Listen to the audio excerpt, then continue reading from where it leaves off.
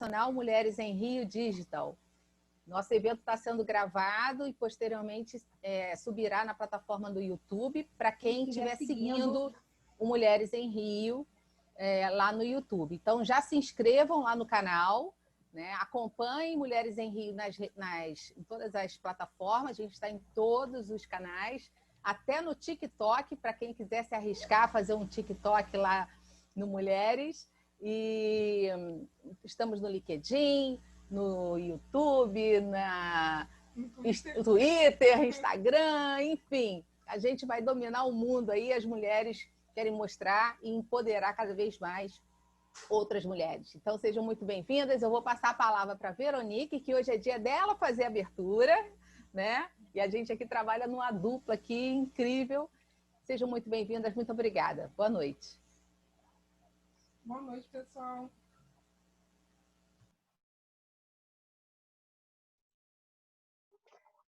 Boa noite, pessoal. Eu sou a Veronique Salles. Sejam todas muito bem-vindas ao primeiro Fórum Internacional do Mulheres em Rio Digital. Eu sou a Veronique Salles, fundadora do Mulheres em Rio, junto com a Márcia Timóteo. Nós estamos muito felizes e agradecida pela participação de cada uma de vocês, mulheres incríveis, com histórias marcantes, firme no propósito de fazer a diferença. Mulheres em Rio é uma rede colaborativa que reúne profissionais e especialistas para apoio e desenvolvimento das mulheres em sua jornada feminina e empreendedora. Mulheres em Rio nasceu de um movimento colaborativo entre outras mulheres empreendedoras que acreditam no empoderamento da mulher através de iniciativas reais de desenvolvimento do empreendedorismo feminino. E foi no Dia Internacional da Mulher, no dia 8 de março de 2020, que reunimos mais de 600 mulheres economicamente ativas na Cidade das Artes, no Rio de Janeiro, com atividades culturais, mesas de debate, painéis com temas de amplos interesses das mulheres, rodadas de negócio, além de atendimento ambulatorial, como um teste de prevenção, diabetes, oficinas de make, moda, defesa pessoal e muito entretenimento. Foi maravilhoso, gente. E hoje, com esse espírito de conquista, orgulhosamente damos mais um passo em prol da aceleração do acesso dessas mulheres e de seus negócios rumo à transformação digital. Para apoiar nessa jornada, criamos 6 núcleos de desenvolvimento. E gostaria de deixar minha imensa gratidão a todas, cada gestora de núcleo. A de núcleo de empreendedorismo, a Sônia Garcia, maravilhosa, que está aqui na sala. Do núcleo Arte e Cultura, a Gilda Maria. E do núcleo de Saúde e Bem-Estar, Valéria Queiroz, que também está aqui na sala. Gratidão, Valéria. De núcleo de Educação e Desenvolvimento, a Patrícia Gonzalez. E Direito e Cidadania, a nossa queridíssima Cris aqui, a Cristiane Deli, que está aqui na sala também, a nossa estrela da noite. E junto com essas líderes de núcleos, já aderiram mais de 40 especialistas voluntários que se dedicarão em gerar conteúdos de qualidade para a preparação e capacitação dessas mulheres empreendedoras. Em meu muito obrigado e palmas para todas vocês e para nós do Mulheres em Rios, que não existem fronteiras. Trouxemos convidadas super competentes, altamente qualificadas e reconhecidas em suas áreas de atuação. Preparamos esse evento 100% online, gratuito, dedicado a você, que é uma mulher que deseja conhecer outras mulheres brilhantes e inspiradoras. Sejam, portanto, super bem-vindas ao nosso evento digital, que foi especialmente desenvolvido para compartilhar conhecimento e oferecer muito network e entretenimento. Bem, agora nós vamos algumas orientações importantes para que o nosso encontro seja maravilhoso e de bom aproveitamento para todas nós. Primeiro, o ideal que para o melhor aproveitamento da experiência, pedimos que durante a apresentação os microfones ficam fechados e as câmeras fiquem ligadas, né, não só para o network, mas também para a visibilidade. Ao término da apresentação, teremos uma rodada de perguntas e algumas respostas que serão enviadas via chat.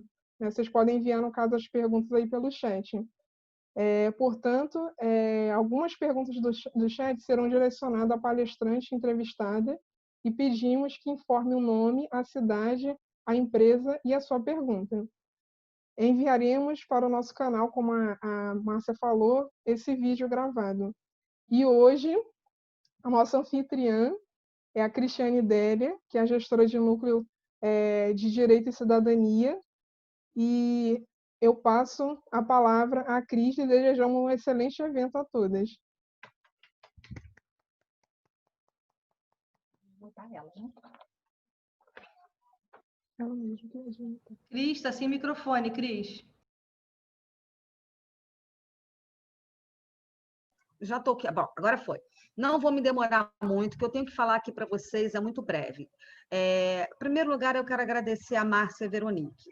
O trabalho que elas estão fazendo é hercúleo. É muito difícil você fazer essa comunhão de esforços, de pessoas, coordenar, conscientizar, falar com uma, falar com outra. Isso é realmente um trabalho. É um exercício de identificação, de solução de problemas, eu quero agradecer. Cada uma com a sua característica, a Veronique, essa docilidade de pessoa, sempre tentando trazer essa capacitação na área de TI, agora a Valéria está ajudando, está auxiliando, isso é muito bacana.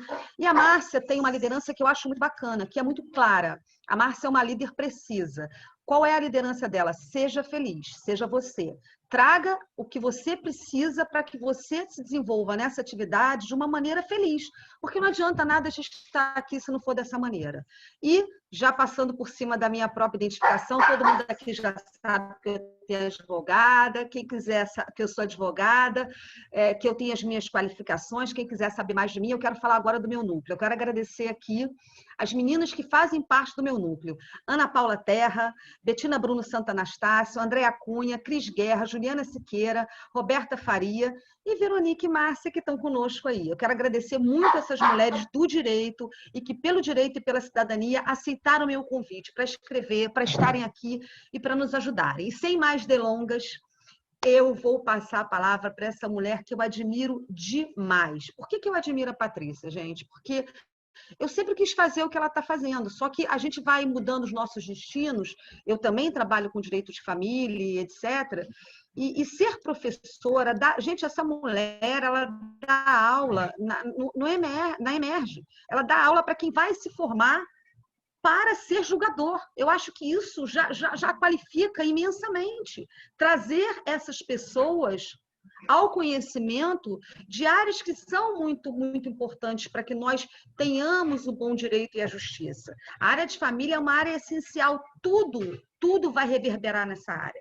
Então, sem muito mais falar, eu vou pedir à Patrícia que fale mais sobre si, um pouquinho das suas qualificações, e que a gente já adentre no nosso tema, que é a diversidade. Vamos falar sobre gênero, vamos falar sobre identidade, vamos falar sobre essas diferenças, sabe? Que a Patrícia fala melhor do que ninguém, perfeita, ímpar.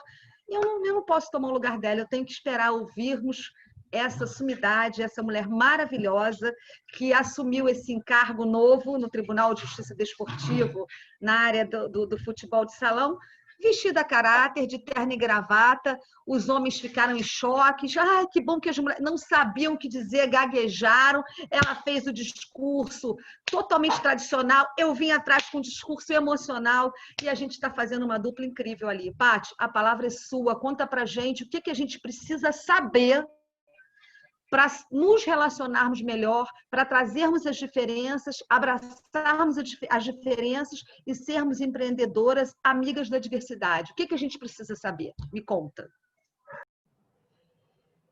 Gente, olha, eu estou muito feliz de estar aqui. Eu queria agradecer a Cris por fazer essa ponte. Obrigada, Márcia. Obrigada, Veronique. Cris, obrigada pela confiança, né, desse convite, de estar nesse evento maravilhoso, assim, muito, muito bacana, assim, que eu não pensei em estar entre vocês, sabe? Então, eu tô muito feliz mesmo.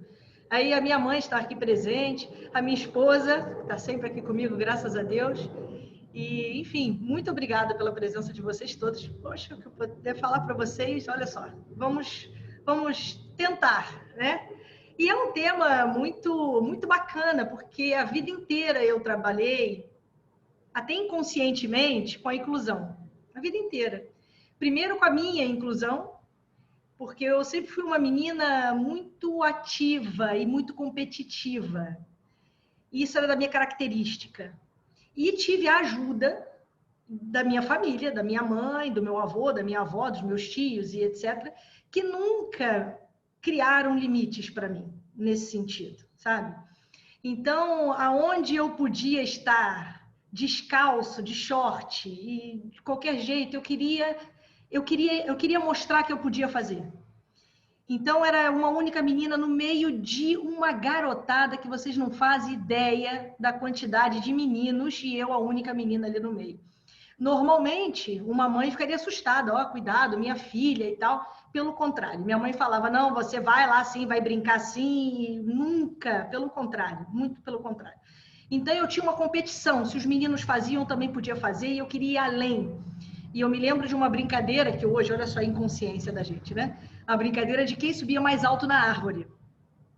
E é claro que eu queria ganhar, e é claro que eu ganhei, porque eu ia ao último galho, aquele quase caindo, e eu só ouvia meu avô falar cuidado, só falava isso, né?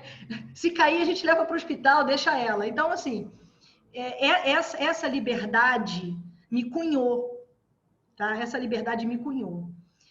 E então eu aprendi a me virar no meio daqueles meninos, ou seja, não fazia diferença, gente. Criança não faz essa diferença. Os adultos é que fazem, é que incutem essas diferenças nas crianças. Então as crianças não têm preconceito de gênero, sexual, então elas nem pensam nisso. Então a criança não tem essa diferença. E aí, um moleque de rua, o que os meninos brincam, além de esconder, etc., brinca de futebol. Né? Não existe um menino nesse país que num cantinho não role, nem que seja uma bolinha de papel, uma tampinha. Eu já joguei futebol com tampinha de garrafa. Então, eu jogava futebol na rua. E o meu pai, ele tinha um grupo de amigos que jogava futebol aos sábados. E é claro que os filhos levavam os outros colegas, os outros amigos do meu pai levavam os seus filhos, mas meu pai não tinha menino, meu pai tinha a mim. E meu pai me levava. E o meu pai também não fazia essa diferença, tá? Então, assim, eu era a única menina que jogava futebol de salão. Numa época, não sei quem aqui pode ter jogado, numa época em que a bola pesava mais de 1 quilo. Era a bola, o futebol de salão nessa época, a bola ela não quicava, tá? Era uma bola, pum, ela batia no chão e ficava. Sua amiga aqui jogou, tá? Mais uma semelhança entre nós. Sua amiga aqui jogou e jogou bola quicava. Os meninos com a molecada. Exatamente. A bola não quicava. Então, assim, e o meu pai também não fazia diferença, eu fui jogando e eu fiz parte do time. Eu fazia parte do time. Então, chegava sábado, era o dia que a Patrícia chegava para jogar. Os meninos não faziam essa diferença, não faziam essa diferença. Então, os meninos foram crescendo, chegou um momento que quiseram me separar deles. Né? No condomínio onde eu morava, tinha horário para usar a quadra. Horário de menino e horário de menina. Eu era a única que podia brincar nos 2 horários. Porque no dia em que me tiraram do horário masculino, né? Foi um auê, porque eu fazia parte do time do condomínio, então assim, não tinha por que a Patrícia não pode jogar. Então, enfim, essa foi a minha infância e eu devo muito à minha família, devo muito à minha mãe que está aqui, devo muito ao meu avô e nesse aspecto especificamente também ao meu pai, que sempre me incentivou, queria me levar para o radar, queria me levar para o Vasco da Gama, né? Ele queria me levar. Enfim. Então, esse introito eu acho importante para mostrar que, da minha experiência de vida, de que essas diferenças de gênero, principalmente na infância, elas não fazem diferença, tá? Quem faz a diferença é o adulto que incute na criança. Então, é muito importante quem é o adulto que está criando a criança. Ou seja, como a pessoa está criando aquela outra pessoa, né? Isso é importante saber. Então, cuidemos das crianças, sim, mas também cuidemos das suas famílias, né? E como é que eu poderia levar informação inclusiva para essas famílias, né? Eu sempre fiquei pensando em coisas que pudessem... Estamos falando de educação, sim, sim. Isso é educação, com certeza. E aí eu sempre fiquei pensando na inclusão. E olha, era uma coisa meio que inconsciente minha, tá? Quando eu fui para a graduação de Direito, eu nunca quis fazer outra faculdade, né? E quando eu entrei para a graduação de Direito, depois parei lá na Unirio, que foi a minha graduação aqui no Rio. E aí eu tinha que trabalhar, eu queria trabalhar um assunto, as pessoas falavam, posse, falavam de propriedade, falava de paternidade, maternidade, enfim. Naquela época eu falei, não quero falar dessas coisas que todo mundo fala, eu queria falar uma coisa diferente. E o que me incomodava naquela época, também inconscientemente, o que me incomodava naquela época era o fato de pessoas do mesmo sexo não terem as suas uniões reconhecidas como união. E aí, num trabalho de direito de família, foi sorteado os temas. Olha o que não é o destino, né? Os temas foram sorteados. E o tema do meu grupo, qual foi? Exatamente esse. Então, aí eu descobri o que eu queria fazer no meu trabalho de encerramento de curso. Não se falava TCC na época, era monografia mesmo, de encerramento de curso, né? E então eu fiz a minha monografia nesse tema, que eram as uniões civis entre pessoas do mesmo sexo. Isso foi em 1999. E, olha, a única pessoa que que podia me orientar, porque ninguém sabia desse tema na época, não tinha nada escrito. O único livro escrito que tinha, que o livro fantástico, que eu tenho ele até hoje, todo gravado, marcado, que era o da Maria Berenice Dias, né? Que justamente falava das uniões civis de pessoas do mesmo sexo. A mulher da minha vida, Maria Berenice é tudo. Maria Berenice até Dias, hoje realmente... tem coisas que você acha no livro dela que você não acha em lugar nenhum. Até hoje ela continua criando obras incríveis e é uma pessoa fantástica, uma musa inspiradora para várias gerações, na verdade, né? Para várias pessoas, porque ela não fala só isso, ela fala sobre várias temáticas inclusivas. E ela é incrível e é uma pessoa de quem eu tenho a honra de ter de ser amiga pessoal, né? Então, assim, isso é uma honra. Primeira vez que eu cheguei perto dela, eu tremia, né? E eu falei isso para ela. Hoje a gente tem uma amizade e eu tremia, né? Quando eu fui falar com ela. E isso é muito lindo. Isso é muito lindo. Bom, para vocês terem uma ideia, no dia que eu defendi a minha monografia, imagina, a monografia, né? Você tem 3, 4 pessoas assistindo, talvez os professores ali, um coleguinha que vai assistir. A minha monografia tiveram que trocar de sala porque não cabiam as pessoas. Porque as pessoas queriam ouvir sobre um tema que elas não conheciam, sabe? Elas não conheciam. Então, não era uma questão ainda, talvez porque eu só... pré-conceito, quando você faz um conceito prévio de alguma coisa.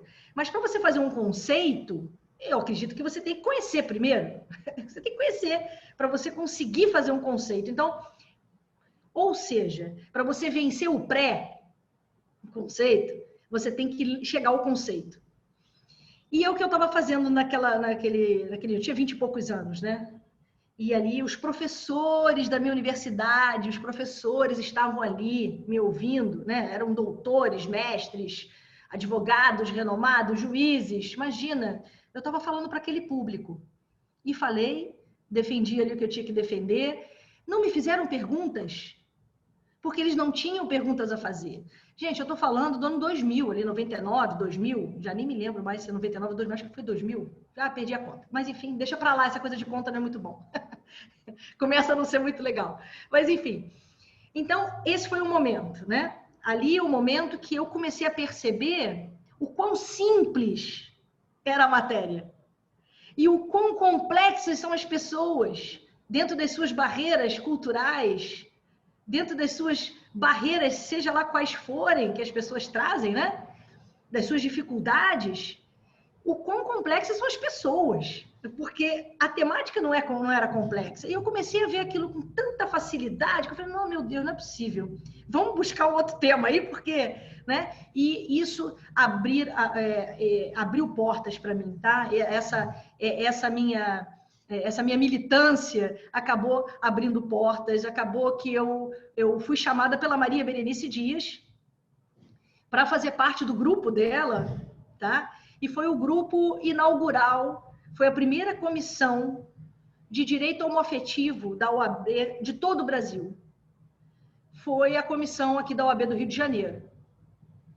Então, um grupo de mulheres que inicialmente, de pessoas que inicialmente não se conheciam, né, que foram convocadas pela Berenice.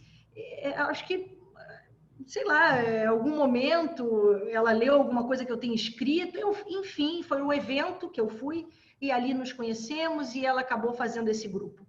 A partir desse grupo foi uma coisa incrível, um trabalho a que eu me dediquei bastante. Me dedico até hoje, continuamos, esse grupo continua unido, continua trabalhando, continua ativo, uma amizade incrível. E levamos essa temática para o Brasil inteiro.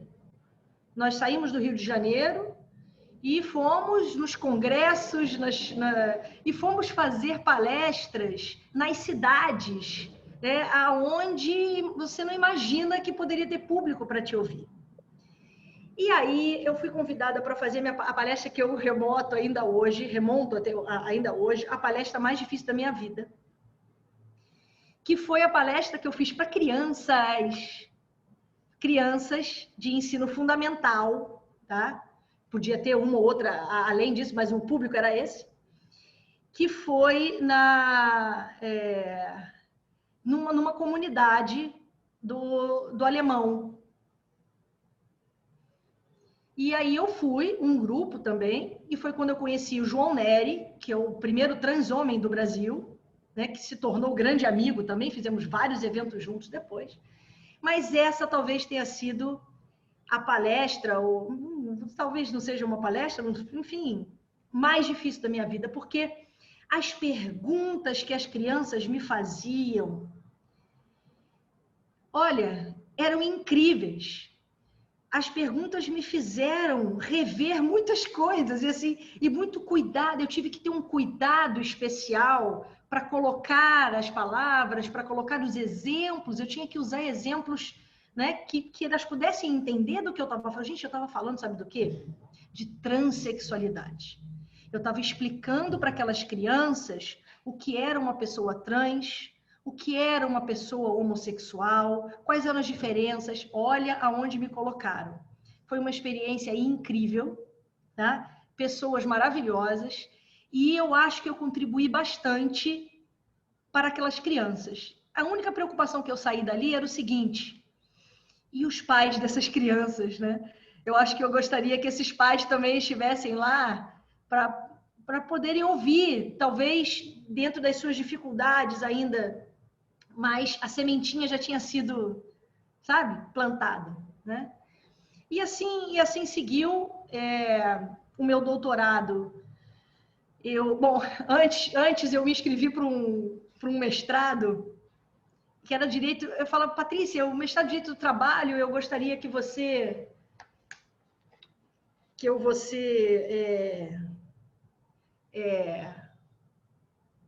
gostaria que você participasse desse mestrado. Enfim, era direito do trabalho, não tinha nada a ver comigo, né? Mas fui, até porque a temática era muito interessante, que era uma temática de inclusão e tal. E aí, olha só, eu quis desenvolver uma temática, e chegou um momento e falei, Patrícia, você vai desenvolver qual temática? E eu vou falar, olha, eu quero falar sobre o reconhecimento e os cuidados da relação jurídica de trabalho entre a prostituta e o proxeneta. E aí ficou um silêncio na sala e virou não, Patrícia, mas você não pode falar isso, porque isso é crime? O que é crime? E aí começou aquela discussão toda, enfim, o professor disse que eu não iria fazer e eu simplesmente, então, saí. Ali eu não poderia desenvolver. E aí, posteriormente, fui para o doutorado e desenvolvi uma tese de que a identidade de gênero como um direito fundamental. E anos depois, o STJ fez disso um julgado espetacular. Então, enfim. Enfim, estou aqui recebendo os bilhetinhos aqui para pautar aqui o nosso discurso. Tá cheio de bilhetinho. Conta para mim que bilhetinhos são esses. Tô cheio Conta para mim que bilhetinhos são esses. Eu quero saber. Importantes. Eu quero Então, cercear esses bilhetes aí. Aí o que a Cris gostaria que eu conversasse com vocês especificamente, inicialmente, é essa diferença, essa importante distinção, e essa distinção ela é meramente acadêmica, tá? Longe de querer segmentar as pessoas, pelo contrário, a ideia é justamente fazer vir a lume para que as pessoas possam ser reconhecidas como tais. Então, longe de segmentar aqui, é só didaticamente uma forma de explicar, ok? Então, sem qualquer pretensão de segmentar. Mas vamos explicar a diferença entre diversidade sexual e identidade de gênero. Mas para isso a gente precisa entender, vamos compartimentar uma imagem na nossa cabeça. Eu gostaria que vocês compartimentassem uma imagem. Eu gostaria que vocês fizessem uma imagem na sua cabeça, uma imagem, tá? De um boneco. E esse boneco, eu quero que você compartimente em 3, né? A parte da consciência, tá?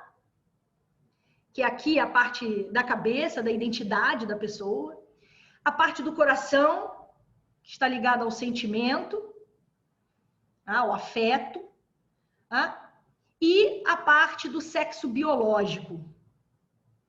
Então, são 3 partes, tá? Sexo psicológico, ok? Aqui o sentimento e o sexo biológico. Vamos compartimentar em 3. Então, vamos começar pela identidade. Para entendermos essa identidade, nós não vamos comparar ninguém com ninguém, tá certo? Vamos apenas fazermos um exercício de observação de si próprio. Às vezes é mais difícil, né? Vamos fazer um exercício de observação de si próprios, tá bem? E quando eu chamo a esse exercício, a essa observação, tá? Nós vamos saber o seguinte: como você se identifica?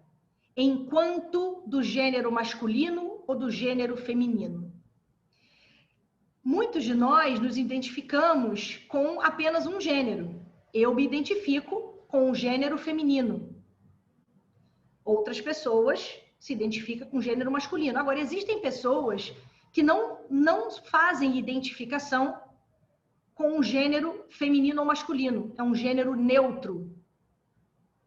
E tem pessoas que possuem identificação com ambos os gêneros ao mesmo tempo. Bigênero.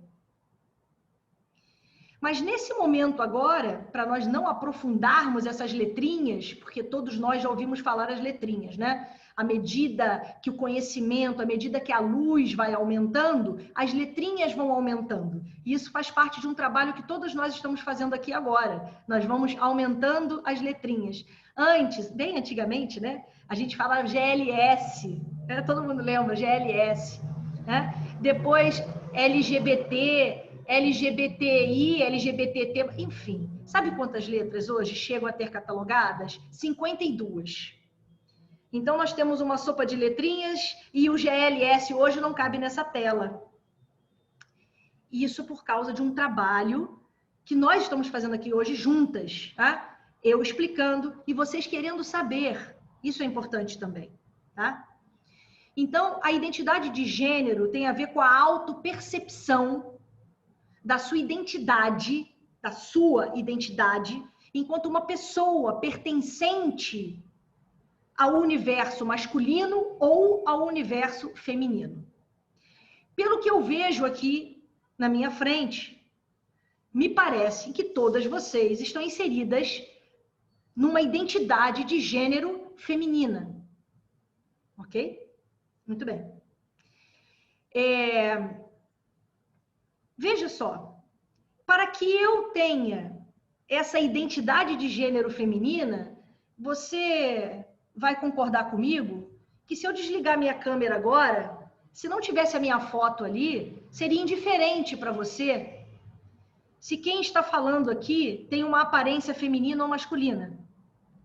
Seria indiferente. Porque você, pela minha fala, talvez, você já poderia me identificar do gênero feminino, independentemente da minha aparência física ou da genitália com qual eu nasci. Então, existem pessoas que, à medida em que a identidade de gênero, tá? Está intimamente ligada à sua percepção feminina ou masculina, tá? Depois vamos voltar aqui. Guardaram a identidade de gênero? Guarda aí, que daqui a pouco nós vamos voltar para ela, bem? Vamos passar agora para o segundo elemento segmentado do qual a gente falou, que era o afeto. E na imagem que eu pedi para vocês fazerem era a imagem do coração, né? Do sentimento. Então, nessa segunda etapa, vamos identificar a orientação sexual. E o que é importante a gente lembrar aqui? Orientação sexual não é escolha sexual. Não é opção sexual. Se eu pergunto para você, quando você escolheu desejar um homem ou desejar uma mulher, você vai dizer, isso nunca aconteceu, eu não sei, eu não escolhi, porque não há uma escolha, tá? Há uma orientação do afeto. E tem pessoas que a orientação do afeto, ela está direcionada a uma outra pessoa do mesmo gênero. Olha o gênero. Do mesmo gênero. Então, quando a orientação do afeto está direcionada a uma pessoa do mesmo gênero, eu vou chamar de homo. Homo é um prefixo. É um prefixo que significa igual, mesmo. Então, homossexual. Ah, professora Patrícia, você falou agora de gênero e agora você está falando de sexo. É porque o termo sexo, muitas das vezes, ele é utilizado lato sensu. O sexo como um termo guarda-chuva que vai abarcar uma série de denominações e isso, de certa forma, causa confusão quando as pessoas forem tentar entender isso, tá? Então, quando o direcionamento do afeto está direcionado a uma pessoa do mesmo sexo, e aí sexo no sentido lato aqui, tá? Do mesmo gênero, é uma pessoa homossexual. Homossexual. Quando o direcionamento do afeto está ligado, direcionado, quando o desejo está direcionado a pessoa de sexo diferente ou de gênero diferente, o prefixo muda. Muda para hétero, que significa diferente. Então fica heterossexual. Eu pergunto, quando você escolheu ser heterossexual? Veja que isso não é uma pergunta que cabe. Então, o termo correto não é usar opção sexual, porque nunca foi uma opção sua. É orientação sexual. Então, a partir de hoje, vamos anotar aí, vamos utilizar o termo orientação sexual, tá? E não opção. Acho que nosso amigo Wagner Dantas não nos ouça. Como é difícil, olha, né? Como é difícil para um homem machista... Ele sabe, mas é difícil para ele, né? Mas assim, culturalmente falando, eu entendo perfeitamente, tá? Eu entendo perfeitamente. A dificuldade das pessoas, o Wagner é um homem fantástico, um homem brilhante, super inclusivo, né? E ele fala, olha, eu desconhecia, ele quer conhecer, então ele para saber. Mas não é uma chavinha que a vida inteira falamos de uma forma, né? Aí, pum, vira a chave. Será ótimo se vocês conseguirem virar a chave, viu? Será ótimo. Porque, claro, é o ideal. Mas, veja, não se punam. Ah, meu Deus, errei. Não, isso vai acontecer. Isso é normal de acontecer. Isso é uma cultura que estamos enfrentando ainda. Faz parte dessa cultura, tá? Então, nós estamos aprendendo. Então, vamos lá. É uma escola inclusiva, sim. Então, vamos lá. Entendemos, então, a orientação sexual, tá bem? Orientação sexual. Agora, vamos para o sexo biológico. O sexo biológico está longe de ser o sexo genital. Se só a genitália dissesse o sexo de uma pessoa, talvez várias situações estivessem resolvidas. Mas está longe do aspecto genital ser um único aspecto designativo de sexo biológico. O sexo biológico, ele é um conjunto de 5 elementos. E dentro desses 5 elementos, um deles é o genital. Eu estou falando só do sexo biológico, e não estou incluindo sexo social, depois nós vamos falar sobre isso, o papel de gênero. Não estou falando de sexo psicológico, que aí a gente está falando da identidade de gênero, não. Eu estou falando do aspecto da constituição física, biológica do seu corpo, do meu corpo, do nosso corpo humano, ok? Então, muito bem. Para que um corpo humano seja determinado de um determinado sexo biológico, masculino ou feminino, eu tenho que ter a reunião de 5 elementos. Ok, muito bem. Quantos desses elementos, na hora do nascimento, ordinariamente, é considerado? 1. Só. Isso mesmo, Márcia. 1. Cristiane também acertou. Um único. Por quê? Porque na hora do nascimento, o médico ou a médica que está ali, o único elemento que ele vai olhar é o genital. Se há uma vagina, um X no sexo biológico, que a gente chama de sexo registral, porque depois vai levar a registro, né? Feminino. Se for um pênis, X no biológico masculino. Muito bem. E os outros elementos, Patrícia, aonde eles se encaixam? Esses elementos, eles só vão ser considerados pelo médico quando a conformidade da genitália não levá-lo a uma conclusão. O que acomete a 5% dos nascidos vivos. Então, na hora do nascimento, eu estou na dúvida se é um pênis, se é uma vagina, se às vezes há uma característica daquela criança. Eu vou primeiro chamar de característica por quê? Porque existem situações que são características mesmo. E são situações que não, olha, realmente aqui há um elemento que necessita de uma intervenção sob pena enfim, de colocar em risco a vida dessa criança. É o único momento que se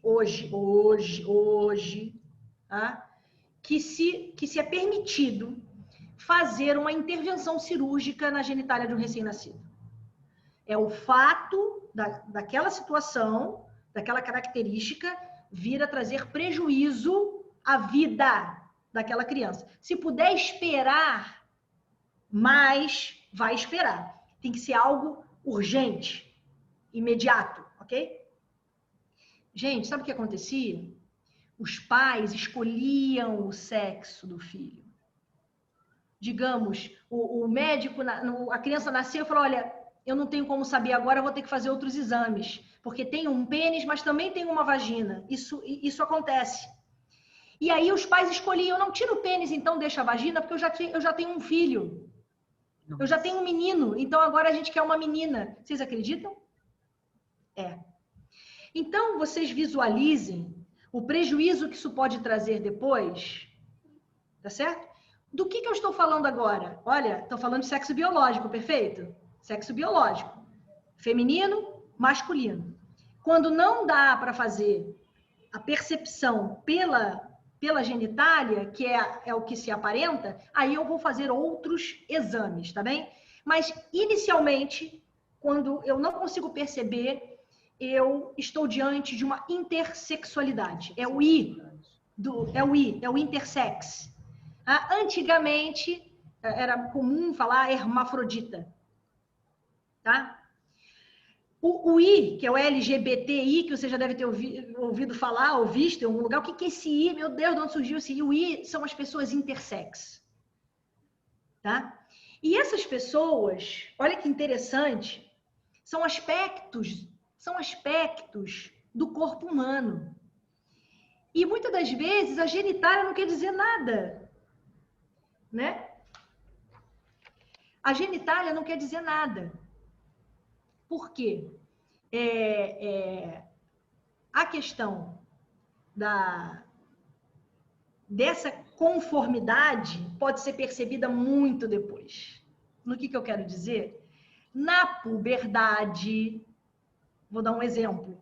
Quando as meninas menstruam, por exemplo, a menina chega a 11 anos, não menstruou, tudo bem, 12 anos, tudo bem, 13 anos, 14 anos, espera aí, alguma coisa, preciso levar minha filha para fazer um exame, né? Aí, quando a menina se submete a um exame mais detido, é que vai se perceber uma intersexualidade, por exemplo, que também pode estar a intersexualidade não só na questão da genitália, a intersexualidade também pode estar nos aspectos morfológicos, tá? E também gonodais, que é muito comum, tá? Nos aspectos gonodais, ou seja, tem útero, ovário e testículo. Como foi um caso recente até que aconteceu, que a pessoa foi descobrir que tinha um testículo já adulta. Né? Apareceu alguma coisa no exame, né? Nesses exames que a gente faz sempre, foi verificar o que é isso, faz exame daqui, faz exame dali. Era um testículo que ela tinha aqui perto do abdômen, né? Tava lá, era um testículo. E ele funcionava. E olha só, e ela perguntou, doutora, eu tenho que tirar? Porque isso não me incomoda. Eu sou obrigada a tirar? Eu estou há tantos anos, né? E ele falou assim, não, olha, eu vou te dizer que o que libera de testosterona para você é exatamente o que você vai precisar de uma reposição quando você chegar na menopausa. Então, você vai ser uma mulher que nunca vai fazer reposição hormonal, porque o seu corpo já produz naturalmente esse hormônio. Então, veja, olha, então falamos aqui já falamos de sexo biológico masculino, sexo biológico feminino, falamos de intersexo, ok? Agora vamos dar uma misturada nisso aqui para nós entendermos a transexualidade. Vamos lá. Falei para vocês da identidade de gênero, lembra, né? Paty, não esquece de falar, por favor, que eu acho importantíssimo, homossexualismo, homossexualidade. Ah, tá, vou falar. Obrigada, é muito importante. Vou falar, é muito importante, claro. Então, vamos lá. Vamos passar lá para cima do desenho de novo. Lembra que eu pedi para vocês guardarem aquele contexto, né? Pedi para vocês guardarem. Então, abre lá a caixinha, pega de volta. Aquele contexto que a gente estava conversando era sobre identidade de gênero, que é a nossa autopercepção enquanto pertencentes ao universo feminino ou masculino. A identidade de gênero, quem sou eu enquanto homem ou mulher. Tudo bem? Tudo bem. Imagine eu, Patrícia, aqui totalmente identificada a vocês, tá certo? Totalmente pertencente ao gênero feminino. Agora, você imagina se a Patrícia nasceu num corpo biologicamente masculino. Como é que a Patrícia se percebe enquanto mulher, mas quando olha no espelho não tem um corpo de acordo com a sua identidade de gênero? O seu aspecto físico, biológico, não coaduna, não se encaixa na minha própria percepção de pessoa, enquanto pertencente ao feminino ou masculino. Então, quando não há esse perfeito ajuste, que a gente chama, entre a identidade de gênero autopercebida e os aspectos do sexo biológico, então estamos misturando os dois conceitos, né?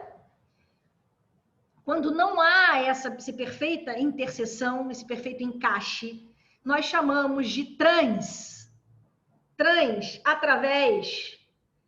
transgênero, transgeneralidade. Patrícia, por que transgênero? Porque, veja, porque o gênero, ele pode fazer trans de diversas formas, tá? Quando específica, aí vamos lá, olha, preste atenção, transgênero é um termo genérico, é um termo geral, ok? Transgênero, porque tem a ver com gênero. Tudo aquilo que transcende ao gênero, nós vamos chamar de transgênero, ok? Então, aquele modelo sociocultural que nós recebemos ao nascer, ou seja, o modelo de identidade de gênero está em acordo com os aspectos físico-morfológicos, biológicos, tá?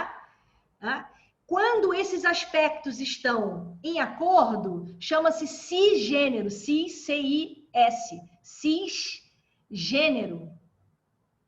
Então, não conheço vocês aqui, mas me parece, pelo que vocês se apresentam a mim, não conheço a história de vocês, tá? Mas me parece que as pessoas aqui sejam cis. Pode ser que tenha alguma pessoa trans que eu desconheça. Porque esses aspectos são muito particulares, são muito privados. Ninguém anda mostrando genitália ou mostrando corpo por aí para provar a sua identidade, entendem? Então, vocês verifiquem que obrigar uma pessoa a fazer uma modificação no seu corpo, pura e simplesmente para que a sociedade lhe aceite, isso é um assinte. Isso é um desrespeito constitucional à identidade das pessoas, ao livre desenvolvimento da personalidade. Você imagina se eu tivesse que obrigar você a pintar o seu cabelo, ou a afinar ou alargar o seu nariz, ou enfim, a qualquer coisa, porque a sociedade assim o quer para te aceitar, isso não é possível no mundo atual. Certo? Então, continuando, quando nós estamos falando de sexo biológico, que o aspecto do corpo biológico não coaduna com a identidade de gênero autopercebida, aí sim nós estamos falando da transexualidade, porque estamos falando do sexo biológico.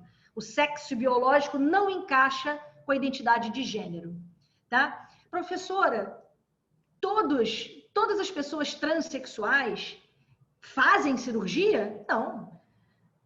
Isso é de uma escolha muito particular da pessoa, porque não é uma cirurgia que fazemos, gente, para alterar o nosso corpo, para estar de acordo com a nossa identidade de gênero. Não é uma única cirurgia, são diversas cirurgias que são necessárias, tá? A cirurgia genital é a última que é realizada. E muitas das pessoas transexuais, o tratamento hormonal já traz o resultado que a pessoa fica satisfeita. Porque, gente, por incrível que pareça, isso eu aprendi também nas minhas idas e vindas aí, Brasil afora, e mundo também, já estive falando sobre essa matéria. É incrível como o que diz do nosso aspecto feminino ou masculino, do nosso corpo, né, no nosso aspecto, como meninos ou meninas, perdão, como homens ou como mulheres, o aspecto, são os hormônios. São os hormônios, tá? O hormônio é que faz a voz da mulher ser mais fina, ou faz a voz do homem ser mais grossa. O hormônio faz a pele do homem ser mais grossa e a pele das mulheres serem mais finas. O hormônio faz o homem ter mais cabelo e o cabelo mais denso do que as mulheres. O hormônio faz com que a barba cresça no rosto. Então, Patrícia, se uma pessoa nascida num corpo biológico feminino, tá? Mas é homem, porque a identidade de gênero é masculina, tá? O corpo é que está equivocado, não é a cabeça, né? A identidade não está equivocada, é o corpo está equivocado. Então, Patrícia, se um corpo nascido feminino, né, faz um tratamento, gente, isso é um tratamento médico, isso é um acompanhamento médico, tá certo? Isso é toda uma situação muito séria, né, regida pelo Conselho Federal de Medicina, tem resoluções federais, inclusive, também regendo o processo transexualizador. Isso é muito sério, tá? Então, uma pessoa nascida num corpo feminino e que passe a fazer uma hormonioterapia, vai nascer barba? Vai. E vou te dizer mais, se naquela família tem tendência a ser calvo ou a ser careca, vai ser calvo, tem tendência a ser calvo e a ser careca. Porque vai passar a ser, já é um homem, e o corpo vai começar a fazer a sua transição do feminino para o masculino. Até que aquela identidade de gênero, quando a pessoa se olha no espelho e fala, olha a Patrícia aí, apareceu a Patrícia. Vocês imaginam agora esse contexto, pessoal? Eu estou falando para mulheres adultas, se tem algum homem que me perdoa, eu não estou vendo. Eu estou falando para pessoas adultas, que graças a Deus estão aqui me ouvindo e que podem entender um pouco e longe de achar que todo mundo vai sair daqui sabendo tudo. Então, assim, mas já é uma semente que eu estou plantando, do conhecimento. E isso é muito gratificante para mim, ter vocês me ouvindo. Eu agradeço muito. Agora, vocês imaginam quando isso acomete a uma criança? Aí eu vou voltar lá na minha infância. Aquela criança que corria de short, sem camisa, jogando futebol, essa idade não faz diferença nenhuma. Se eu era um menino, se eu era uma menina, não fazia diferença nenhuma para mim. Mas a partir do momento que a Patrícia foi... Vou falar sobre isso. A partir do momento que a Patrícia foi desenvolvendo o seu corpo físico, as características morfológicas do corpo feminino foram aparecendo. E aí você imagina que um menino que chegue à puberdade junto com seus amigos, brincando, agindo como um menino que é e tudo, e você imagina esse menino menstruar, por exemplo. Você imagina o choque que não é para aquele menino que naquele momento percebeu que, opa, eu não sou menino, não? Como assim? E se você não tem uma família que entenda isso, ou que pelo menos queira entender o que está acontecendo, pode levar a situações gravíssimas de depressão, automutilação e suicídio. Porque chega uma certa idade que a criança começa a perceber nos adultos o olhar da diferença. E a criança, então, começa a seguir o modelo de seus adultos e a fazer a diferença. E aí vem o bullying, né? Faz com que professores, pedagogos não queiram entender e comecem a proibir, por exemplo, uma criança de ir ao banheiro. Gente, eu tive um cliente no nosso escritório que contou uma situação muito séria, que ele disse o seguinte, que ele acordava de manhã para ir para a escola e ele não bebia água desde a hora que ele acordava. Ele ia para a escola, ele não bebia água na escola, ele não bebia água no intervalo, não bebia, sabe por quê? Para não ter vontade de fazer xixi e ter que ir ao banheiro. Porque as pessoas não iriam deixar com que ele fosse no banheiro de menino, que é onde ele é menino. Como é que ele é um menino, vai entrar no banheiro de menina? E nessa idade faz muita diferença. Então, esse é um aspecto, tá, da transexualidade. E olha como eu estou falando, transexualidade, hein? Eu estou falando transexualismo? Não. Eu estou falando de transexualidade. Esse sufixo ad é comportamento, é estado, é condição. Então, ad é o sufixo que é o que devemos utilizar. Por exemplo, fulano como é que é até difícil agora da gente mudar o termo, né? Então eu vou falar assim, isso é coisa de heterossexualismo. Vocês já ouviram falar isso? Heterossexualismo? Com certeza. Bom, se tem o hétero, tem o homo. Então, mas não, heterossexualismo? Veja, gente, olha só. É muito importante isso, realmente, assim, a minha esposa já me escreveu vários papeizinhos aqui, fale sobre isso, né? É muito importante, realmente, nós entendermos que ismo é sufixo de doença. Ismo é sufixo de doença, de patologia. De patologia. Então, por que não se usa mais homossexualismo? Bom, primeiro que nunca se usou heterossexualismo, né? Já ouviu falar essa palavra? Nunca se usou, né? Então, por que se usava o homo, né? Porque, veja, vamos partir do que tudo que é diferente, estranho lhe parece. Isso é filosofia e é mesmo, né? Tudo que é diferente, estranho lhe parece. Inicialmente, lhe causa um medo. As pessoas têm medo do que é diferente, porque elas não conhecem as consequências ou o que vem daquele diferente. E não sabem se aquilo pode abalar a própria estrutura, o próprio equilíbrio da sua própria vida. Então, o que era diferente, e é claro, gente, diferenças existiram a vida inteira na humanidade. Em certo momento, a sexualidade passou a ser importante.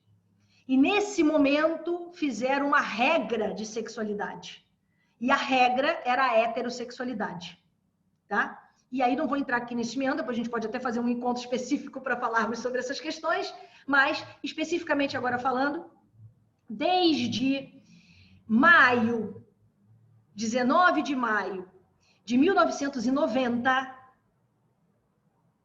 a homossexualidade deixou de ser considerada uma patologia. Como isso? Existe o Código Internacional de Doenças, que aqui no Brasil chamamos de CID, Código Internacional de Doenças, né? Que é um código internacional em que o mundo inteiro se pauta sobre esses códigos, né? Então, a homossexualidade estava no código como doença, né? Como doença mental e comportamental, doença sexual. Então, veja. E para isso tem cura, né? Se é doença, tem que ter cura. Vamos pegar um comprimido aí para ver. Enfim, acho que eu desarrumei meu cabelo. Bom. Tá linda. Vamos lá. Nesse contexto, em 1990, a CID... O que é a CID, na verdade, gente? É uma reunião, tá? De inúmeros especialistas em inúmeras matérias, tá? E eles vão fazendo os seus relatórios, as suas discussões, os seus fóruns, tá? E leva-se, assim, décadas para alterar uma CID, para alterar a edição da CID, tá? Então, nós estávamos na CID 9. Em 90, foi feita a 10ª edição da CID, que foi a CID 10. Foi quando retirou a homossexualidade do rol de doenças. Então, deixou de ser... Aí, completamente equivocado falar, a partir de então, homossexualismo, tá? Porque não é considerado qualquer tipo de desordem, seja mental, física, psíquica, biológica, nada disso. É uma mera característica, uma mera situação humana. E vou te dizer, da natureza, tá? Não só humana, da natureza, ok? Porque ninguém... lidera. Maravilhosa essa sua colocação, Patrícia, perfeita, porque há veja, entre todos os seres vivos essa condição. Verdade, isso é verdade.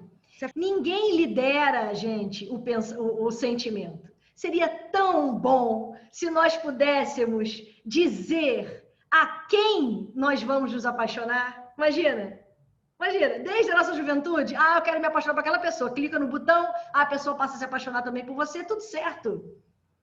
Se nós pudéssemos direcionar, gerenciar isso, mas o sentimento não se gerencia. Então, tá aí a diferença entre homossexualismo, gente, que eu não consigo nem falar, para mim até é difícil falar, homossexualismo. É palavrão, é palavrão. Esqueçam essa palavra, por favor. A partir de hoje, coloquem o termo homossexualidade, tá bem? Desde 90... não se usa mais ismo, usa ad, ok? Então, homossexualidade, heterossexualidade, porque estamos falando de aspectos da sexualidade humana. Homossexualidade e heterossexualidade, só tem esses dois tipos? O que vocês acham? Daquelas letrinhas, daquelas 52? Olha, nós não somos gerentes dos nossos sentimentos, não é isso? Então, você imagina...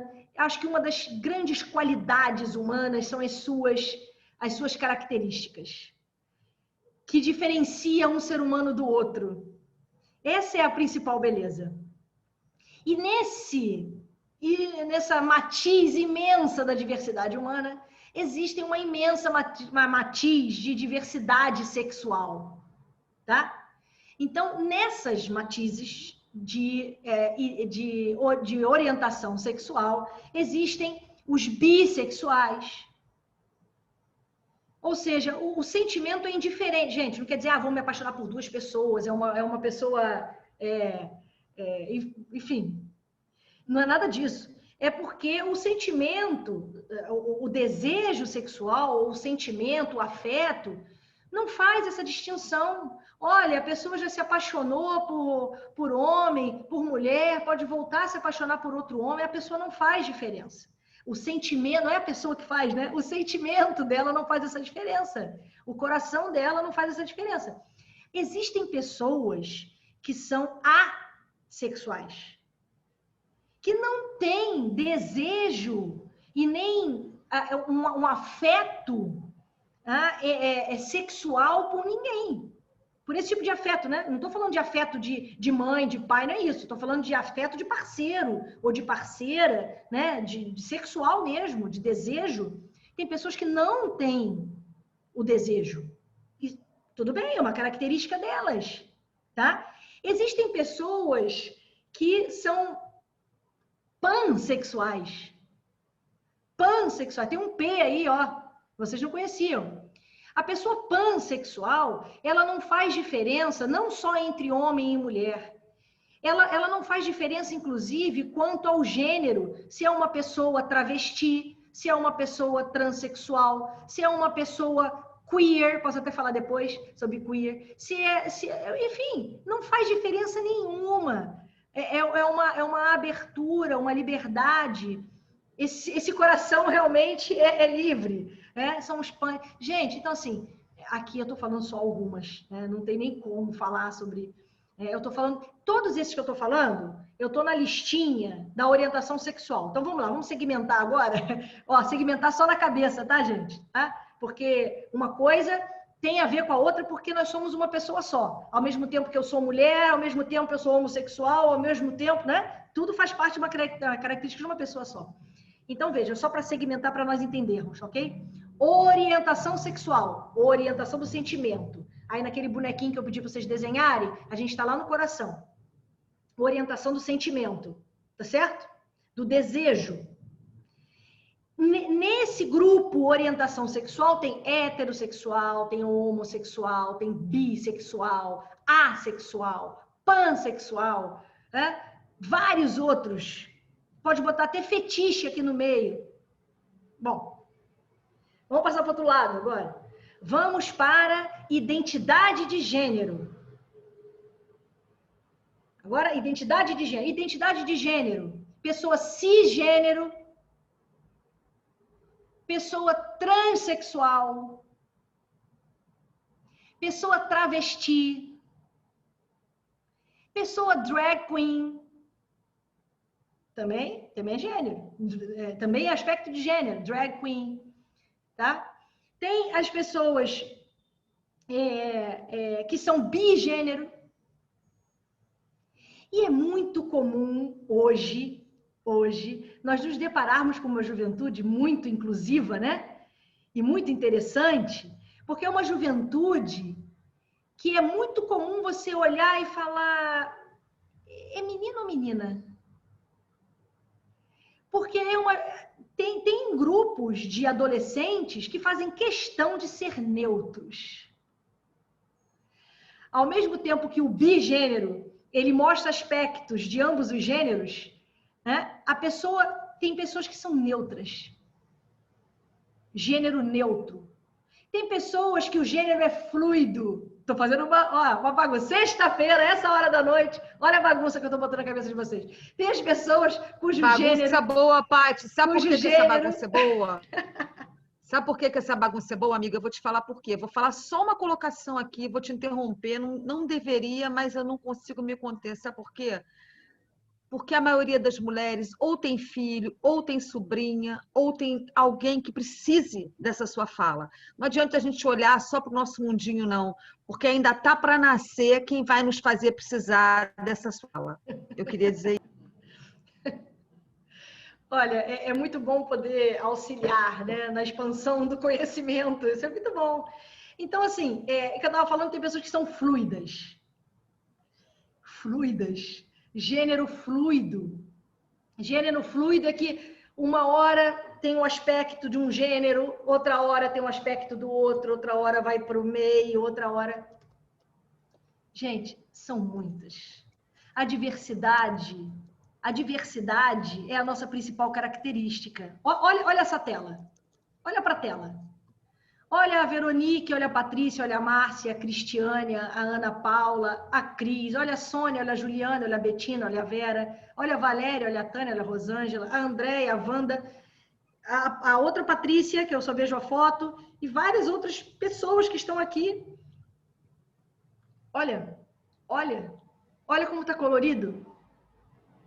Olha como nós somos diferentes. Essas diferenças são as nossas principais características. E é justamente o respeito a essas diferenças, que a Constituição fala, o direito à igualdade. Meu Deus, Patrícia, isso não é muito louco? Está falando de diferença, mas é o direito à igualdade? Sim, porque é igualdade de tratamento. É igualdade de tratamento, não interessa etnia, cor da pele, religião, orientação sexual, identidade de gênero, não importa. O importa é o fator de sermos humanos. E o fato de nada extrínseco humanos... importa, nada extrínseco importa, nada extrínseco importa. Então, o fato de sermos humanos é o princípio constitucional. E quando a gente fala do princípio constitucional, por exemplo, da dignidade humana, você fala assim, o princípio dos princípios é o princípio da dignidade humana. Então, agora está preparado para a pergunta mais difícil desta noite. O que é dignidade para você? Fala sério, hein? Agora, tia Paty pegou pesado. O que é dignidade para ti? Porque o que é dignidade para ti pode não ser para mim. O que é dignidade para você hoje não é o que a minha avó chamaria de dignidade, porque ela teria outras prioridades como dignidade. Então, veja, Patrícia, existem mais gays ou mais transexuais hoje? Vocês acham que a resposta é sim? Não. As pessoas são as pessoas. O que existe hoje é uma determinação de respeito às identidades e às individualidades. E eu vou explicar para você o que é um direito fundamental rapidamente para eu encerrar aqui, porque vocês já devem estar cansadas. Então, assim, para encerrar, o que é direito fundamental? Tá? Bom, o termo vem do alemão Grundnorm, ou norma fundamental. Aquela coisa, né? Direito fundamental é o direito fundante. E no direito, o que isso quer dizer, né? No mundo jurídico? Eu não gosto de falar isso no mundo jurídico, não. Sabe por quê? Porque o direito é de todo mundo, né? Não é só para quem trabalha o direito, é para todo mundo. Todo mundo. O direito é o mesmo. A Constituição é para todo mundo. Vou te dizer agora, para encerrar. Tá? O direito fundamental, que é todo esse conjunto que diz quem é você, tá? Tudo isso, a sua intimidade, a sua privacidade, o seu livre desenvolvimento da sua personalidade, os aspectos da sua personalidade, a sua sexualidade. Tudo isso é direito fundamental. A sua liberdade, a sua vida, tudo, dignidade, é um direito fundamental. Qual é a diferença do direito fundamental? A sua religiosidade, Patrícia, Paty, a sua religiosidade. Veja, aqui não é números clausos, não, tá? Aqui não é fechado, não. Estou dando exemplos, tá? Por aí vai. Tudo aquilo que diz você, tá? A sua liberdade de expressão, de dizer o que é você. Lembrando que o seu direito termina aonde começa o do outro. tá? Então vamos lá. O direito fundamental, ele é chamado de erga omnes. Ai, vocês do direito só falam difícil, mas o que isso significa? O direito fundamental é aquele que não pede licença para passar. Ele passa, ele é. E cabe à sociedade o dever de respeito. Isso não fui eu que criei. Isso é a base. Isso é a base dos nossos direitos humanos. Isso é a base dos direitos humanos. Então, direito fundamental é aquele que não pede licença para passar. Isso eu queria agora, tá? É aquele que não pede licença para passar. Tá? É aquele que você não tem que pedir licença para exercer. É o que eu quero dizer. E que cabe tão somente aos demais, a toda a coletividade, a toda a sociedade, a todas as pessoas, o dever de respeito. Entendeu agora? Não foi eu que criei isso.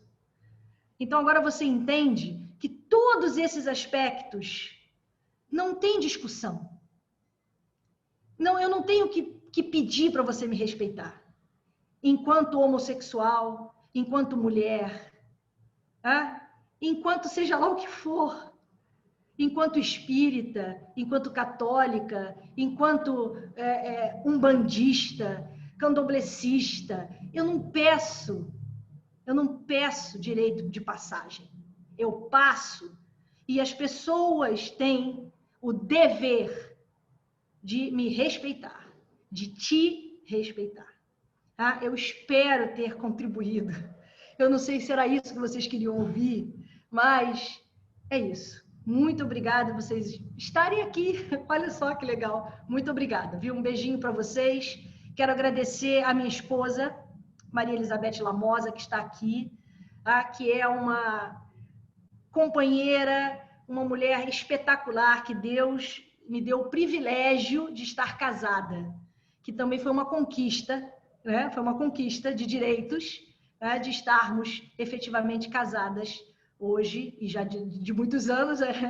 Então, e também queria agradecer a minha mãe, que está aqui presente, né? Que sem ela também nada disso poderia ser possível, não é verdade? Um beijinho a vocês. Cris, mais uma vez, agradeço pelo convite, pela confiança. Queria agradecer aqui também, olha, a Célia, que eu fiz o convite a ela de última hora, ela está aqui também prestigiando. Enfim, outras pessoas que não sei se eu conheço, e um beijo para vocês. Acabamos de fazer uma amizade.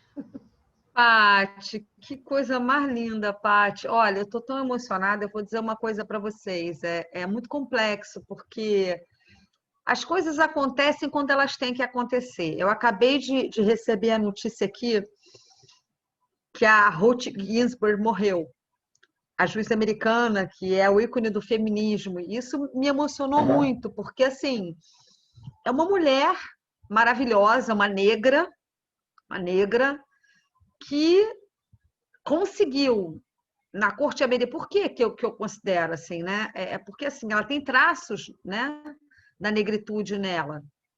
E ela conseguiu trazer à corte americana, à Suprema Corte Americana, alguns julgados que conseguiram defender direitos. E ela também defendeu direitos dos homens em relação aos seus filhos, etc. E por que eu falo dessa maneira? Porque, assim, a gente estar aqui oportunizando esse debate no dia que a Ruth morre, e quando eu falo de negritude, eu falo porque a ascendência importa, sim, independente de como a pessoa se identifique. Isso quer dizer que a gente está avançando, mulheres vêm deixando as suas raízes. Então, Pati, o que você fez aqui hoje foi muito mais do que dar uma aula, foi abrir mente, foi abrir corações, foi refazer educação. Você é uma professora, sua mãe é uma professora, e o que a gente precisa como professor? Dar aula, repassar esse conhecimento. O conhecimento não é nada sem esse repasse. Então, a minha emoção é de poder receber esse conhecimento. Eu até anotei aqui que você não chegou a ter tempo de falar, mas a transexualidade também estava no rol de doenças. E você me contou hoje que ela foi há pouco retirada desse rol. Gente, verdade. Que mundo é esse? Nós estamos na CID Nós estamos na CID-11 agora, tá? CID-11, né? Foi CID-11. retirado agora, do rol de doenças CID-11. e passou por um capítulo de aspectos da sexualidade. Sim, é importante que a gente entenda o quanto a gente ainda está, independentemente de concordarmos ou não, porque você posicionou muito bem, Patrícia, não estão pedindo a nossa concordância, estão pedindo o nosso respeito. Concordar ou não é algo que você deve deixar para si, na intimidade do seu travesseiro. O respeito você deve externar. E deve trazer esse respeito, porque amanhã ou depois, minimamente, se você não se preocupa com o outro, pode ser o seu filho, a sua filha, o seu... Enfim, não interessa. Eu tive um caso de um marido. Então, assim, aquela mulher, ela precisou acolher esse marido trans, porque ele era pai dos filhos dela. Então, a gente precisa compreender esse universo como afeto a nós. Porque depois que a gente faz essa compreensão, a gente se torna mais amplo. E nos tornando mais amplos, a gente se torna amor.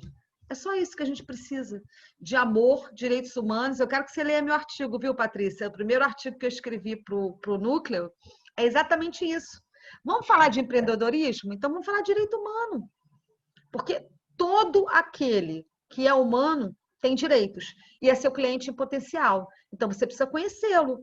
Como é que você vai falar com ele? Como é que você vai lidar com ele se você não conhece quem ele é, o que ele precisa, o que a ele afeta, quais são as dores dele? Porque deve ser uma dor do caramba. Eu estou aqui no meu mundinho hétero, branca, privilegiada, marido, filhos. Minha filha já disse que é hétero. Salvou-se uma alma. Meu filho é hétero. E aí? Esse mundinho é o que me reserva? É aqui que eu quero estar? Eu não quero porra nenhuma disso, eu quero ampliar. Eu tenho uma sobrinha que é homem, eu tenho muita coisa. Gente, eu contei para a Valéria, Val, eu contei para você hoje, né? Mamãe, 80 anos, indo para a festa de aniversário do meu primo, descobrindo que a filha do meu primo virou menino e o filho do meu primo virou menina. E mamãe falou, tá tudo bem. Ela olhou aquilo porque foi muito na cara, né? Ela apareceu uma trans feminina, e ela falou assim, tá tudo bem, né? Porque são os filhos do Marcos, é a minha família. É isso. Porque se você olhar para todo mundo como se fosse a sua família, você vai trazer para si o dever de respeito e de amor. Não é só respeito, é amor também. E com isso eu encerro aqui a minha manifestação. Quero agradecer ao meu núcleo incrível, todas as minhas amigas, quem não era virou, que eu sou dessas, André e Roberta, que eu não conhecia. Quero agradecer as minhas queridas gestoras de núcleo, Soninha, Valéria, que estão aqui, Marcinha e Veronique, porque isso não foi só uma palestra, isso foi uma conscientização humanitária para que a gente possa ser, além de mulheres, muito mais humanas pensantes, atuantes e humanas que consigam, de alguma maneira, conectar pessoas, porque é isso que importa, somos todos pessoas. Muitíssimo obrigada, Patrícia, você me emocionou muito, ainda mais no dia da morte da Ruth, hoje foi surreal. Mas eu estou firme porque são essas mulheres que nos inspiram para que a gente continue. Muitíssimo obrigada. Tânia, sua filha do caramba. Muito obrigada. Muito obrigada. Patrícia, Muito obrigada. maravilhoso, sem palavras. Muito bom mesmo, gratidão por tudo. E assim, ainda dá para a gente ouvir alguma pergunta, Veronique? Porque a Beta fez uma pergunta muito interessante. A Betina fez uma pergunta, você fez? A Betina fez uma pergunta. Beta, você está aí? Não sei se a Betina ainda está aí. Betina? A Betina fez uma pergunta sobre o sufixo ismo. Se autismo precisaria mudar ou se esse sufixo realmente está equivocado. Eu fiquei pensando que autismo realmente é uma doença e tal. Beta, o que você quis dizer com isso? Fala aí, minha amiga. Tá no mute, Beta, tá no mute. Tá mudo. Tá muda, Beta. Beta, tá muda. Eu acho que é o fone dela, é o microfone. Teu fone, amiga, teu fone. Agora foi. Quanto à questão do autismo, né, seísmo, eu desconheço os aspectos, assim, né, mas me parece que o termo é esse, né, utilizado. O autismo é um aspecto que eu não sei dizer se é uma doença, se é uma característica, se eu... Sim, é uma doença. Não sei, eu não tenho, é uma doença. Na verdade, Paty, são espectros autistas. Eu fui aprender isso lá no laboratório do mestrado de Ciência da Atividade Física. São espectros autistas. O certo é falar isso. É uma forma de... Oi? Eu posso dar uma contribuição. Eu posso dar uma contribuição. Por favor, minha amiga, faça isso. Meu filho mais velho é Asperger, que está dentro do espectro de autismo. Mas o meu filho do espectro. Ele é Asperger com altas habilidades, que é uma outra definição, ou seja, autodidata, né? Aí ele não depende de outras pessoas para aprender, ele busca, entendeu? E ele constrói muito o conhecimento também. Então, dentro e do nem Asperger, sempre pode ser considerado doença, né? Na verdade, assim, às vezes é uma habilidade. Exatamente. Eu gosto também de... É uma condição do organismo. Uma condição, isso. É uma condição. Só que ainda não está fechado isso ainda. Ainda está ainda em construção, ainda não tem essa... Pelo CID, ainda está como patologia mesmo.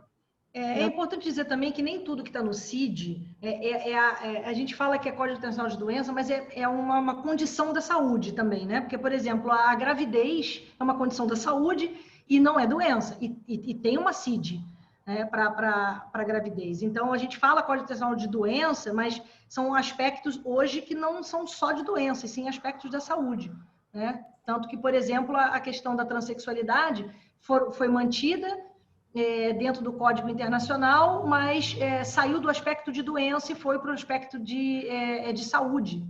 Então, veja, são aspectos que são importantes, né? Mas a questão é não estigmatizar, né? Essa é o medo, né? Estigmatizar. E aí, só para fechar, então, falando de empreendedorismo, uma coisa que eu tinha até conversado com a Cris, que é bacana, porque existem as empresas amigas da diversidade.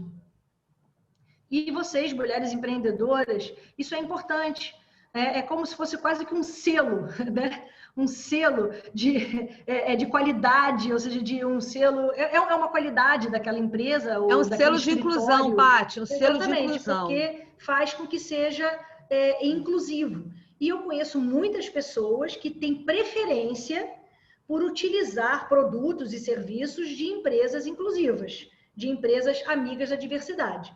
Então, a exemplo de algumas propagandas que você vê na televisão, você já identifica, né, algumas empresas. O que é importante também é que dentro das próprias empresas, entre os colaboradores, né, seja uma empresa que possa explicar essas diferenças, que pode preparar os seus colaboradores para que possam atender a essa diversidade, né? Não é só simplesmente fazer uma propaganda e na hora que a pessoa precisa de um atendimento sofre algum tipo de discriminação, né? Então as empresas precisam preparar também os seus colaboradores para que possam atender a essa diversidade, o que é importante, tá? Então é isso que eu queria dizer. Beijo para vocês, obrigada mais uma vez. Obrigada. Gente, a gente tem mais tempo para uma pergunta, Val? A gente ainda tem tempo para uma pergunta ou está muito tarde? Eu acho que dá mais uma.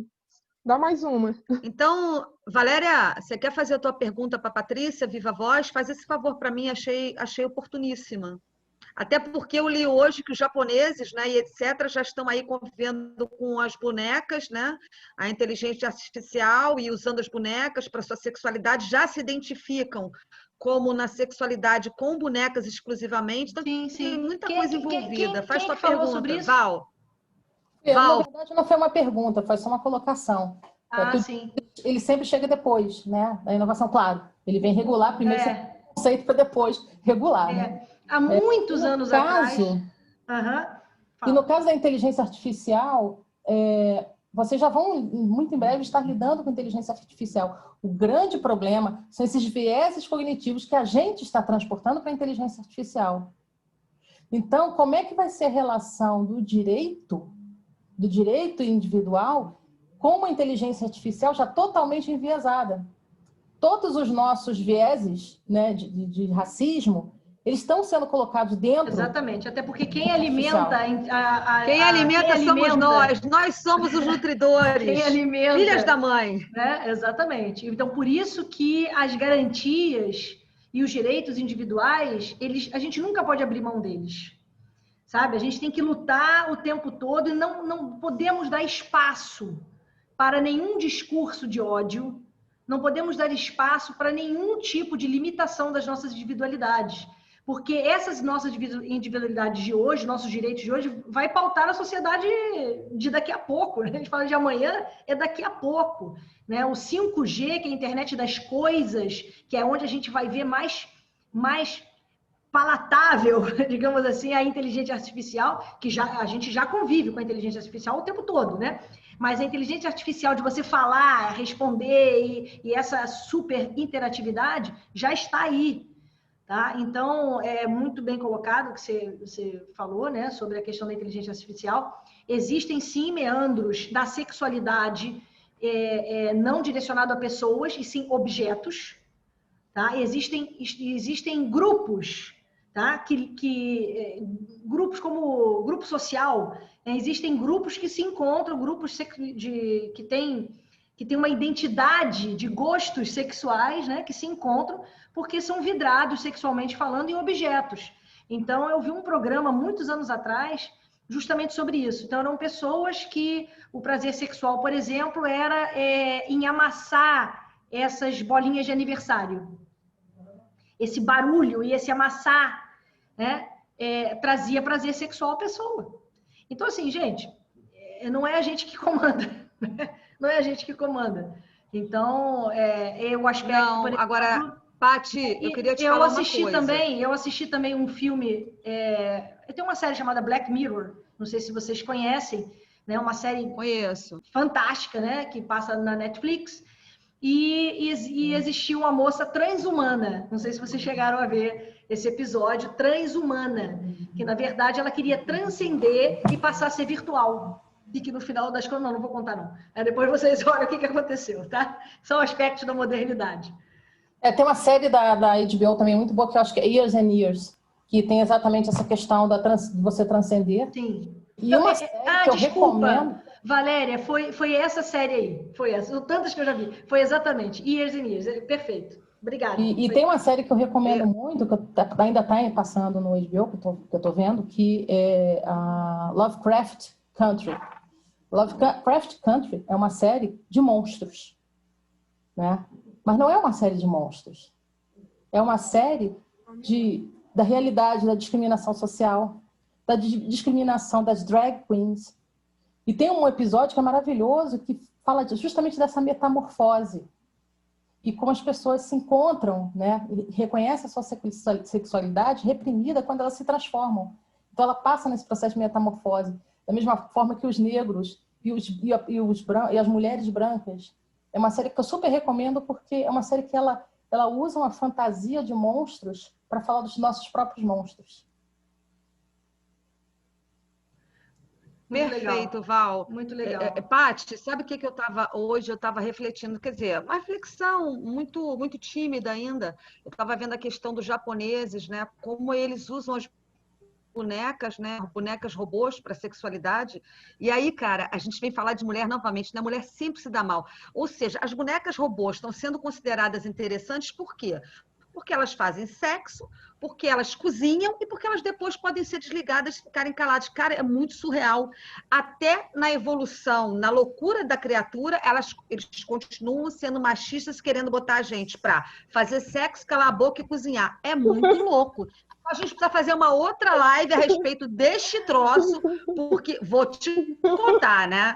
Que vontade de dar na cara desse japa, gente. Minha madrinha que me perdoe, meu padrinho japonês, mas não dá, né? Que vontade de pegar eles, rapaz. Olha, gente, Paty, muito obrigada, tá? Eu vou deixar a Veronique e Márcia Zerrar, porque senão a gente não para nunca mais, porque essa live foi assim, surreal, maravilhosa, oportuna, incrível, inteligente. Assim, a gente viu aqui que a gente tem um núcleo do caramba, com mulheres inteligentíssimas, maravilhosas. Eu tenho muito orgulho de vocês. E era isso que eu esperava receber. Mulheres inteligentes, capacitadas, divinas, divas, etc, etc, etc. Obrigadíssimo. Vou dar meu obrigada aqui na pessoa da Tânia, porque a Tânia está acima de tudo, né? Vocês sabem disso hoje. Tá? Exatamente. Muito obrigada. Mulheres em Rio é exatamente essa coletividade.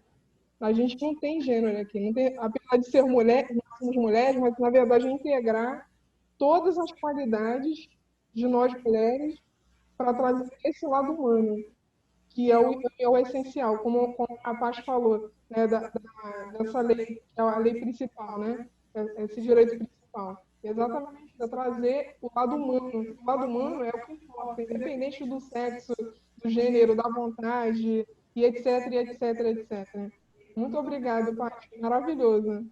Eu acho que você vai ter que vir de novo, hein? É só vocês me chamarem que a gente conversa. Tá bem, gente? Boa Fiquem noite. com Deus. Concordo Bom final de semana plenamente. para todos. Muito obrigada a Patrícia, a professora Patrícia. Eu acho que trouxe para a gente aqui uma clareza, além de trazer um conteúdo complexo para muitos, e para mim principalmente, né, totalmente ignorante no tema. Eu acho que o espaço, quando a gente abriu, quando a Cris trouxe a possibilidade de trazer você para conversar conosco, né? Nós tínhamos uma expectativa de ser um encontro revelador, né? Mas você trouxe mais do que isso, né? Você trouxe com muito amor, você realmente se dedicou a esse momento, não como uma professora, uma mestranda, uma doutora, né? Mas você trouxe com o teu coração. Então, assim, eu quero te agradecer imensamente pela entrega que você fez hoje, tá? Dizer que a gente está muito orgulhosa de ter você aqui, né? De poder estar aqui sentada ouvindo você num sextou às 22h57, né? Que a gente ficaria aqui mais algumas horas, né? Mas, então, para a gente foi muito revelador e deu clareza, né? E quando você sente clareza, as coisas ficam mais fáceis e a gente consegue compreender melhor o outro. Então, muito obrigada. E o convite está aberto a você, a quando você puder e quando tiver disponibilidade de estar conosco novamente, será um privilégio. Muito obrigada.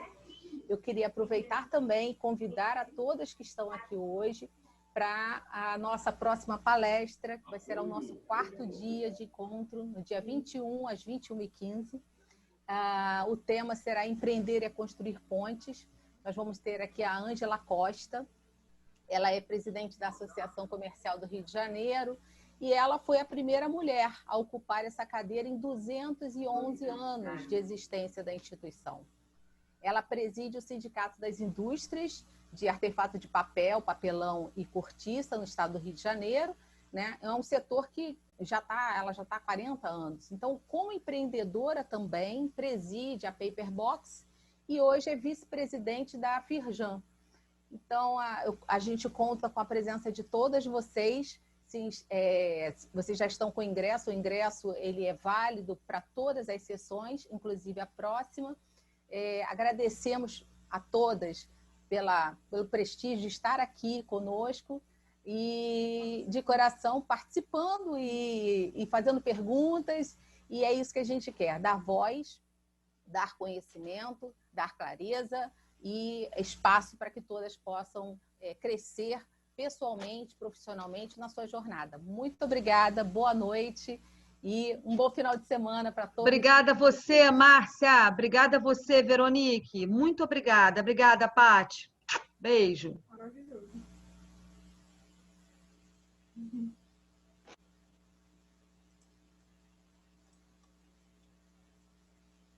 Fantástico.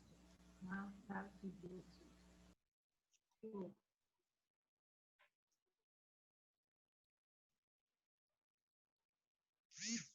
Beijo, Márcia, beijo, Veronique, beijo, Cris, beijo, Rosângela, muito bom ter você aqui sempre. Beijo. Obrigada. Beijo.